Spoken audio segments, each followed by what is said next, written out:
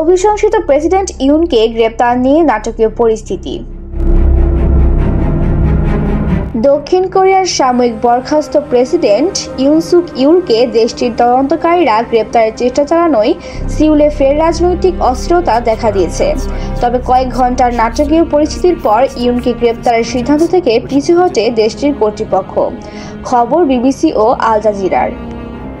চলতি সপ্তাহের শুরুর দিকে দেশটির আদালত ইউনের বিরুদ্ধে গ্রেপ্তারি পরোয়ানা জারি করে। ইউনের বিরুদ্ধে অভিযোগ তিনি ক্ষমতার অপব্যবহার করেছেন এবং বিদ্রোহ উস্কে দিয়েছেন। এসব অভিযোগের ভিত্তিতে জিজ্ঞাসাবাদের জন্য ইউনের বিরুদ্ধে সমন জারি করা হলেও তিনি তদন্ত কর্মকর্তাদের সামনে হাজির হতে বারবার অস্বীকৃতি জানিয়েছেন, যার কারণে গ্রেপ্তারি পরোয়ানা জারি করা হয়। তবে শেষমেশ শুক্রবার ৩ জানুয়ারি দেশটির তদন্তকারীরা বলেন তারা ইউনকে গ্রেপ্তারের সিদ্ধান্ত স্থগিত করেছেন।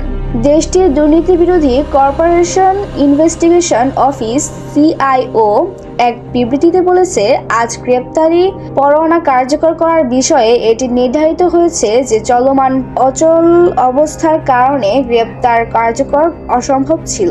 প্রতিবেদনে বলা হয়েছে শুক্রবার সকালে ইউনের কার্যালয়ে হাজির হয় তদন্তকারী কর্মকর্তারা।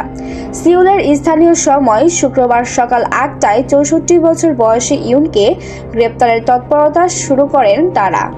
স্থানীয় সংবাদ মাধ্যম ইউনহাব জানায়, এই টিমে ১২০ জন পুলিশ সদস্য এবং সিআইও এর ৩০ জন কর্মকর্তা ছিলেন।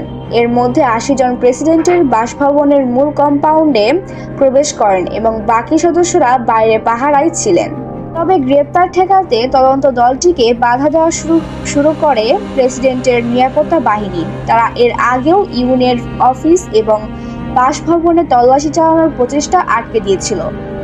শেষমেশ ইউনকে গ্রেপ্তারের সিদ্ধান্ত থেকে পিছু হটে CIO. Desk report, ITV Bangla.